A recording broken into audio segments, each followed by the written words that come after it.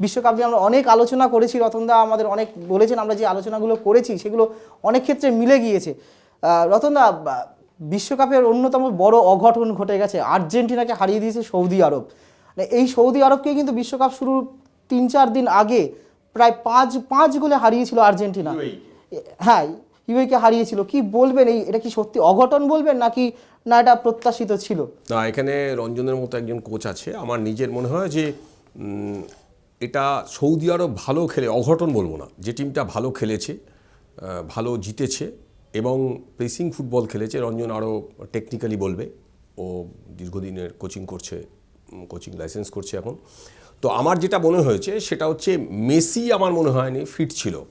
এটা কিন্তু আর্জেন্টিনার পক্ষে খুব বড় প্রবলেম আমার মনে হয়েছে কালকে মেসির। আমরা পরে দেখেছি যে একটা গোল মেসির একটা গোল যে গোলকিপার ভেতর থেকে বের করেছে, সেটা যদি ভার চাইতো তাহলে হয়তো ফল অন্যরকম হতো, হয়তো ড্র হতো। কিন্তু যে ফুটবল ওরা খেলেছে, যে ফুটবল সৌদি খেলেছে, যে দেশের জন্য খেলা, দেশের জন্য লড়াই, সেই ব্যাপারটা কিন্তু অনেক বেশি কাজে দিয়েছে। এবং আমি বলবো আর্জেন্টিনা কালকে খেলতে পারেনি, মানে আর্জেন্টিনা প্রথম ম্যাচটা একেবারেই খেলতে পারেনি। তবে পরের ম্যাচগুলোয় কী হবে এটা একটা ব্যাপার। আর সৌদির কোচকে আমি বিশাল কৃতিত্ব দেব। ও ইংল্যান্ডের একটা টিমের, একটা 3rd ডিভিশন টিমের কোচিং করা ইংলিশ প্রিমিয়ার লিগে, এবং কিন্তু তার অসাধারণ যে মানে কি বলবো ট্যাকটিক্স এবং টেকনোলজিক্যাল যে ভাবনা চিন্তা, সেইটা কিন্তু খুব কাজে লেগেছে কালকে। সেটা হচ্ছে আমার তো মনে হয়েছে যে আর্জেন্টিনার প্রথম ম্যাচটা ভার এবং গোলকিপারের লড়াই এবং জেদ এবং কোচের মগজাস্তের লড়াই, এটা রঞ্জন আরও ভালো বলতে পারবে। রঞ্জন, তোমার কি মনে হচ্ছে? আমি রঞ্জনদাকে একদম রতনদার কথা ধরেই জিজ্ঞাসা করবো। রঞ্জনদাকে, আমরা খেলাটা দেখেছি, আর্জেন্টিনা ওয়ার্ল্ড কাপে আসার আগে 35 কি 36টা ম্যাচ আনবিটেন থেকে তারা এসছে। তারপরে আমরা সবাই খেলাটা দেখেছি যে প্রথম হাফটা কিন্তু তবুও আর্জেন্টিনাকে দেখা গিয়েছে, কিন্তু একজন কোচ হিসাবে সেকেন্ড হাফে সেইভাবে তো আর্জেন্টিনাকে খুঁজে পাওয়া গেল না। কি হলো, কি গন্ডগোলটা কি হলো? হ্যাঁ, একদম ঠিক জায়গায় বলেছেন আপনি। 36টা ম্যাচ জেতা। আরেকটা কথা আপনি বলছিলেন, রতনদার সাথে আলোচনা করছিলেন যে অঘটন, আমি আমার কোচেস ভিউতে বলবো, আমি কালকের ম্যাচে কোনো সময় অঘটন বলবো না। অঘটন বললে সৌদি আরবের কোচকে ছোট করা হবে। একদম ট্যাকটিক্যাল লড়াই, আমি পরে আসবো এটা কীভাবে উনি এই ম্যাচ ম্যানেজ করেছে। আর যেটা একটা কারণ, যেটা 36টা ম্যাচ জেতার পরে সৌদির মতো একটা টিমের এগেনস্টে খেলা, এশিয়ার টিম, এশিয়া মহাদেশের টিম, তো সেখানে এইটা একটা আর্জেন্টিনার সমস্ত প্লেয়ারের কাছে একটা ভীষণভাবে আত্মতুষ্টির কাজ করেছে। যে মোটিভেশনটা দরকার ছিল ওয়ার্ল্ড কাপের ম্যাচে, প্রথম ম্যাচ সবসময় ডেঞ্জার। আমরা কোচেরা বা প্লেয়ারদের গাইড করি, যে কোনো ম্যাচই, যে কোনো টুর্নামেন্টের ফার্স্ট ম্যাচ ভীষণ ভাইটাল। সে অপোনেন্ট যেই হোক, সে পিপিলিকা সম হলো, তো তাকে হাতি এলিফেন্টের কী বলে আপনার ওই মর্যাদাকে না যদি দেন, তার যেটা হবার তাই হয়েছে। এটা আমি বলবো স্কালোনিকে, আমি ভীষণভাবে এই জায়গায় স্কালোনিকে একটুখানি দায়ী করব যে উনি প্রপার টিমটাকে মোটিভেট করতে উনি সক্ষম হননি। পাশাপাশি আর্জেন্টিনার সাথে খেলবো এই যে মানসিকতা, আমার ফার্স্ট ম্যাচ বহুদিন ধরে সঠিক পদ্ধতিতে যে ফুটবলের সায়েন্স মেনে উনি কিন্তু কীভাবে খেলবো তার প্র্যাকটিস করিয়েছেন, এবং ওই প্র্যাকটিস করানোর ফলেই কিন্তু কালকে প্রতিটা সময় কিন্তু উনি প্ল্যান করে 90 মিনিটস খেলেছে, যেটা হাইলাইন ডিফেন্স। আমি একজন কোচ হিসাবে বলছি, উনি সারা বিশ্বের সমস্ত কোচকে একটা বার্তা দিলেন। এবারের ওয়ার্ল্ড কাপ যেমন ওই বইমেলায়, আমাদের কলকাতা বইমেলায় আমরা মুখিয়ে থাকি যারা পাঠকেরা, যে নতুন কি বই পাবলিশ হবে, হ্যাঁ আমরা তা মুখিয়ে থাকি, নতুন কী লেখা আসছে, নতুন কী উপন্যাস আসছে। তেমনি আমরা যারা ফুটবল নিয়ে কাজ করি, হ্যাঁ ফুটবল ফ্রেটার্নিটি প্রত্যেকেই এবং ফুটবল সমর্থকেরা, আমরা কিন্তু মুখিয়ে থাকি যে এইবার ওয়ার্ল্ড কাপ আমাদের কি দেবে। তো আজকে বলছি যে তৃতীয় দিনে, ওয়ার্ল্ড কাপের তৃতীয় দিনে সৌদি আরবিয়ান কোচ, হ্যাঁ আপনার হার্ভে রেনার্ড, যে জিনিসটা সারা পৃথিবীর কাছে উনি প্রেজেন্ট করলেন, এক কথায় অনবদ্য। আমি কোচ হিসাবে সত্যি বলছি, আমি অ্যাস্ট্রোনাইজড যে উনি যে পদ্ধতিতে টিমটাকে খেলালেন। সবথেকে বড় কথা হচ্ছে উনি এই ভার পদ্ধতিটাও কিন্তু স্ট্র্যাটেজির মধ্যে নিয়ে এসছেন, যেখানে এখনও অবধি কোনো কোচ সেটা মাথায় রাখেননি। উনি এখানেই কিন্তু কালকে টেক্কা দিয়েছেন স্কালোনিকে এবং আর্জেন্টিনা টিমকে। উনি যেহেতু ভারের আপনার এক চুলো অফসাইড ধরা পড়বে, সেইখানে কিন্তু ওইটা প্ল্যানিংয়ের মধ্যে এনেছেন, এবং যার জন্য হাইলাইন ডিফেন্স করেছে আর্জেন্টিনার মতো অত শক্তিশালী, যেখানে লিওনেল মেসি খেলছে অপোনেন্টে রেখে, সেখানে আপনি ও কিন্তু চিন্তাভাবনা করেছে ভারকে অবলম্বন করে হাইলাইন ডিফেন্স খেলা, এবং হাইলাইন ডিফেন্স খেলার ফলেই কিন্তু আপনি যদি দেখেন ফার্স্ট হাফে ওরা খেলার জায়গাটা মাঠটাকে ছোটো করে ফেলেছে এবং খুব ক্লোজে সব ম্যান পেয়ে গেছে, যে প্রেসিং এবং কন্টিনিউ প্রেসিং করে গেছে এবং ফিজিক্যালি ম্যাচটাকে নিজের কন্ট্রোলে রেখেছে। রঞ্জনদা যেটা বলছিলেন আপনি একদমই ঠিক, এটা একটা সেদিনকের ম্যাচে একটা রেকর্ডও হয়েছে, বলছে যে বিশ্বকাপের কোনো ম্যাচে ফার্স্ট হাফে 7টা অফসাইড, মানে এটা দ্বিতীয় সর্বোচ্চ। এর আগে 2002 সালে স্পেন করেছিল 9টা, পোল্যান্ড আয়ারল্যান্ডের বিরুদ্ধে 9টা অফসাইড ছিল ফার্স্ট হাফে। এটা বলছে সেকেন্ড হাইয়েস্ট ওয়ার্ল্ড কাপে যে কোনো ম্যাচে ফার্স্ট হাফে 7টা অফসাইড। তো ওই জায়গাটাই আমি আসছি, ওনার ওটা প্ল্যানিংয়ের মধ্যে ছিল যে আমি অফসাইড ট্র্যাপে ফেলবো, যেহেতু এখানে ভার আছে, এখানে কি বলে একদম সঠিক মূল্যায়নটা হবে, এবং যদি ভার না থাকতো কালকে কিন্তু ওরকম হাইলাইন খেললে কিন্তু একটা গোল এমন ছিল যেটা শুধু বাহুটা, হ্যাঁ হাতটা একটু জাস্ট ওটা কিন্তু ধরতে পারতো না, লাইন্সম্যানের পক্ষে সম্ভব ছিল না। ওখানে কিন্তু আর্জেন্টিনা অ্যাডভান্টেজও 2 গোল লিড হতো এবং কি বলে ম্যাচটা কন্ট্রোলে নিয়ে নিত। তাই হ্যাঁ একদম আমি বলছি হার্ভে রেনার যে প্ল্যানিং করেছে এক্সিলেন্ট, ওনাকে কোনো ভাষা নেই, মানে কোনো প্রশংসাই যথেষ্ট না। উনি যে সাহস উনি সারা পৃথিবীকে, যারা সমগ্র পৃথিবীকে কি বলে আপনার ফুটবল সমগ্রদের কাছে যারা মেলে ধরেছেন, এবং আমরা যারা কোচিং করি, আমি বলছি আমরা সবাই লো ব্লক ডিফেন্সে যেতাম, কিন্তু প্রত্যেক কোচই এর আগে আমরা ঘরে আমরা আমাদের নিজের অর্ধে কি বলে যত সঙ্গে ওভারলোডেড রাখতাম, মানে ওদের থেকে সবসময় প্লেয়ার বেশি রাখতাম। কিন্তু উনি একটা করেছেন হাই লাইনে রেখে প্রতিটা জায়গায় মাঠের উনি সবসময় ওভারলোডেড ছিলেন। ওদের যদি আর্জেন্টিনা যদি 2 জন না 3 জন, আর্জেন্টিনা যদি 3 জন থেকেছে প্রত্যেকটা জোনে, সে অ্যাটাকিং থার্ড, মিডল থার্ড এবং ডিফেন্ডিং থার্ড, 3টে জায়গাতেই উনি কিন্তু সব সময় ওভারলোডেড ছিল ওনার সিস্টেমে। তো এই যার জন্য যা হবার সেটাই হয়েছে। একটা জিনিস বলছি যে তুমি কোচ হিসাবে তো আমরা যেটা দেখি কালকে যা বডি ল্যাঙ্গুয়েজ, তুমি যখন মাঠে কোচিং করাও আমি দেখেছি যে একটা অ্যাগ্রেসিভনেস থাকে। আমি হাবাসের মধ্যে দেখেছি, এটা অনেক কোচের মধ্যে থাকে, পিকে ব্যানার্জির মধ্যে ছিল কিছুটা, অমল দত্তর মধ্যে ছিল, যে ম্যাচের ওই সময়টা সে টিমের সাথে একাত্ম হয়ে যায়। তা কালকে কি স্কোলানি যে স্টাইলে করেছে আর হার্ভে যেভাবে করেছে, দুজনের ডিফারেন্স, মানে অ্যাটিটিউডটা ডিফারেন্স কিছু দেখলে? ভীষণ আমি প্রথমেই যেটা শুরু করেছিলাম, স্কালোনি ভেবেছে ম্যাচ খেলার আগে ম্যাচ জিতে গেছি। এটা কেন হয়েছে? 36খানা একটা টিম, আমরা কোচিং করি, আমরা জানি, আমরা ওই যখন 3-4টে ম্যাচ জিতে ফেলি তাতেই আমাদের কি কোন জায়গায় গদগদ থাকে কনফিডেন্স, এবং ওই জায়গাটাকেই ভুলটা হয়। পা ফিজলাল এমন একটা জায়গায়, উনি যদি এর আগের ম্যাচটা হারতো কোনো সমস্যা ছিল না, কিন্তু এমন একটা জায়গায় এসে ওই অ্যাকচুয়ালি পা পিছলে গেল, যেটা হচ্ছে বিশ্বকাপের ফার্স্ট ম্যাচ এবং অপোনেন্ট সৌদি আরব, যেখানে নাকি এশিয়া মহাদেশ আসলে অ্যাকচুয়ালি আমাদের ইউরোপিয়ান এবং লাতিন আমেরিকান টিমগুলো, আফ্রিকান টিমগুলো কি হয়, এশিয়ার টিমগুলোকে সেভাবে পাত্তাই দেয় না।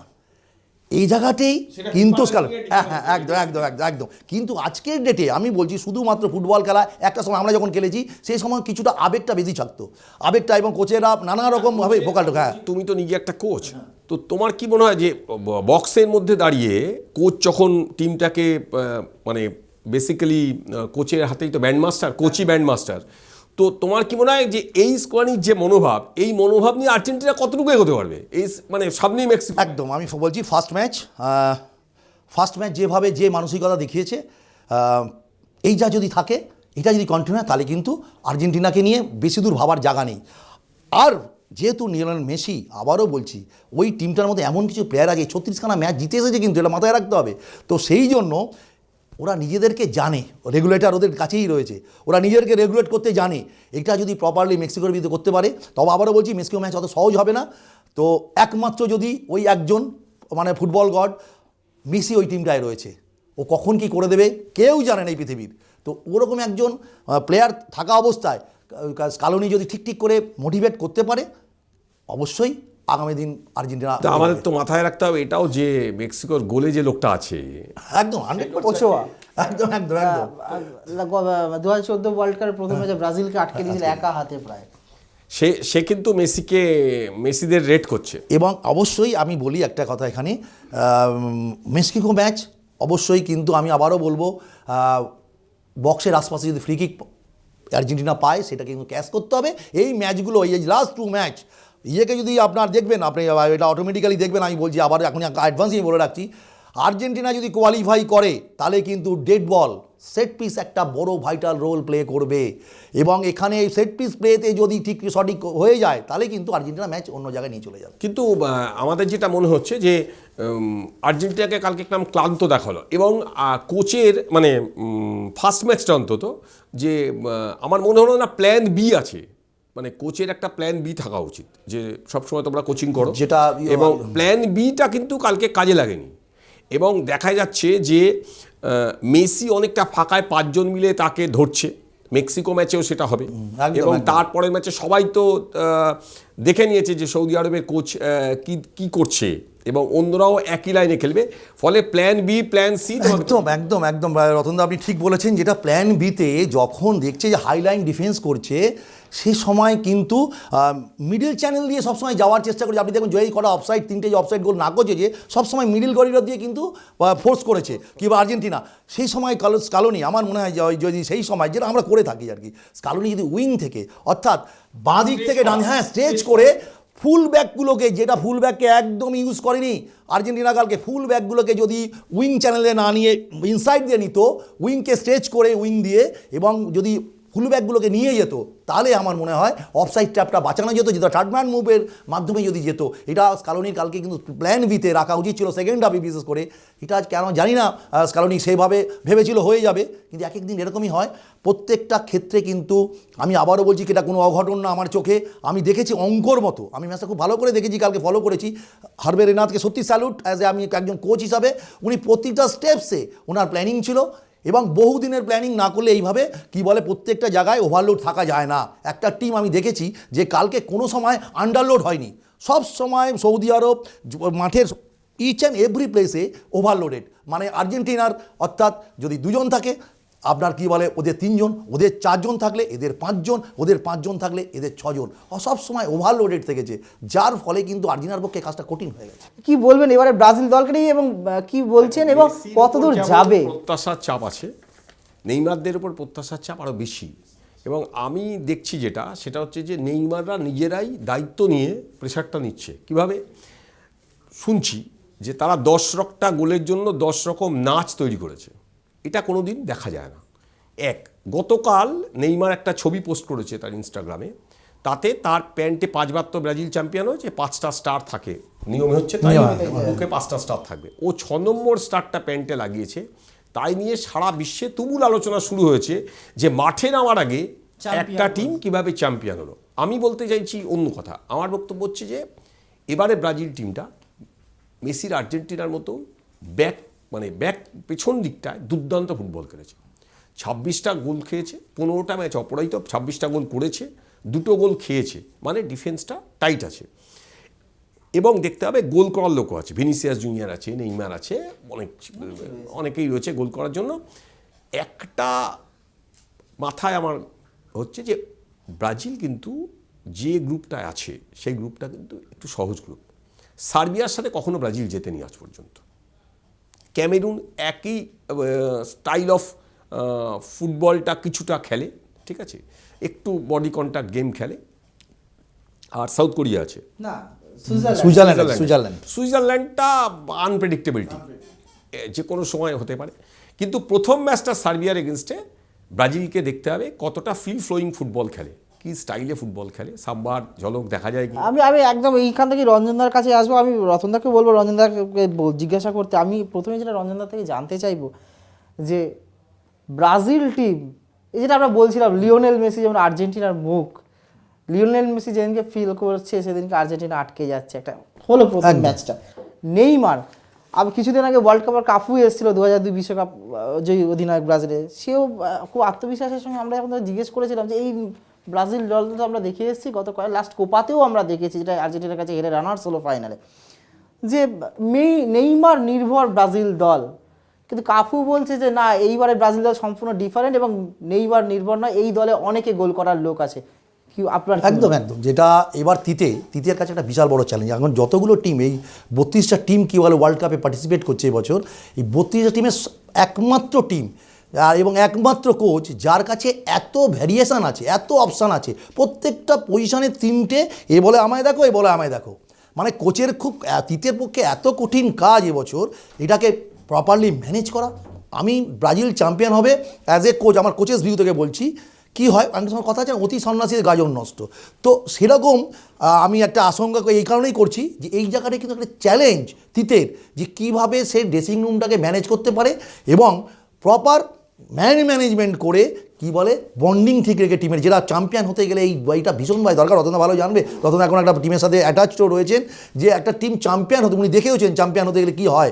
তো অটোমেটিক্যালি তো একটা চ্যাম্পিয়ন টিম হতে গেলে যে বন্ডিং দরকার হয় সেটা কিন্তু কি বলে তিতের এবছরের সবথেকে প্রধান কাজ। কেননা তিতের কাছে এত রসদ আছে, চ্যাম্পিয়ন না হওয়ার কোনো কারণ নেই। আমি আবারও বলছি যে যদি এখন ম্যাচের বাইরে যদি কোনো হিসাব হয় তাহলে কিন্তু ব্রাজিলকে অবশ্যই যদি আমরা পরিসংখ্যান নানান কিছু দিয়ে যেগুলো দিয়ে যে প্যারামিটারগুলো দিয়ে একটা টিমকে ফেভারিট ভাবা হয় তাহলে কিন্তু ব্রাজিলকে 1 নম্বরে রাখতে হবে। এবং এটা মাঠ খেলার আগের কথা বলছি, কিন্তু একটা প্রশ্নচিহ্ন আছে, যে ওই বললাম অতি সন্ন্যাসী প্রত্যেকটা বুঝতে আজকে ভিনিসিয়াস, রিচার্লিসন, নেইমার, কাকে ছেড়ে কাকে কখন কাকে খেলাবে, হ্যাঁ জেসু, তো সেই জায়গা থেকে কিন্তু এটা তিতের একটা বড় ফাংশন। আমার মনে হয় এখানে নেইমারকে হয়তো একটুখানি ভেতরে অর্থাৎ 4-3-3 যদি খেলে, হ্যাঁ অ্যাটাকিং মিডফিল্ডার হিসাবে হয়তো আমরা দেখতে পারি, ভিনিসিয়াসকে বাইরে রেখে। তো নানা রকম অপশান রয়েছে মার্কিংটা এড়ানোর জন্য। একদম একদম। এবার হয়তো মেবি উনি ওইটা ব্যবহার করতে পারে তো ভিনিসিয়াসকে খেলাবার জন্য, এবং ভিনিসিয়াসের মতো প্লেয়ার না হলে নেইমারকে যদি উইংয়ে নিয়ে চলে যায় তাহলে ভিনিসিয়াসকে বুঝতে হবে এতগুলো নানান জায়গায়, সব জায়গায় ওখানে ড্যানি আলভেজ, ড্যানিলো, রাইটুল ব্যাক, মানে প্রত্যেকটা জায়গাতে ওনার এত অপশান রয়েছে যে একে ছেড়ে ওকে খেলালে একই ডিফেন্সটাকে যেমন নেতৃত্ব দিতে পারবে থিয়াগো সিলভা। উনি যেটা রতনদা বলছিলেন, উনি কি প্রসেসে যায়। ব্রাজিল মানেই পজিশন, মানে বল নিজেদের কাছে রেখে খেলা, হ্যাঁ, এবং একটা ছন্দময় ফুটবল, হ্যাঁ একটা ছন্দময় ফুটবল, যেটা মাঝখানে একটু মানে হারিয়ে টিভির গিয়েছিল। সামনে বসে আমরা একটা ছন্দময় ফুটবল দেবো, যেন একটা সেই মোহাম্মদ রফির কী বলে গান শুনছি, সেই সুরে একই সুরে বাজছে। তো সেই জায়গা থেকে আমরা এবছর তিতের দিকে আমরা তাকিয়ে আছি ব্রাজিলকে উনি কীভাবে প্রেজেন্ট করে। ওই যে আমি আবার একটা কথা বলছি, বারবার বলার চেষ্টা করছি, ব্রাজিল তখনই এবছর যদি তিতে ওই জায়গাটাকে মাঠের বাইরে ডাকে, অফ দ্য ফিল্ড যদি তিতে ঠিকঠাক করে ম্যানেজ করতে পারে, তাহলে কিন্তু ব্রাজিলকে আমরা চ্যাম্পিয়ন না হওয়ার কোনো কারণ নেই এবছর যেভাবে ব্রাজিলের টিম।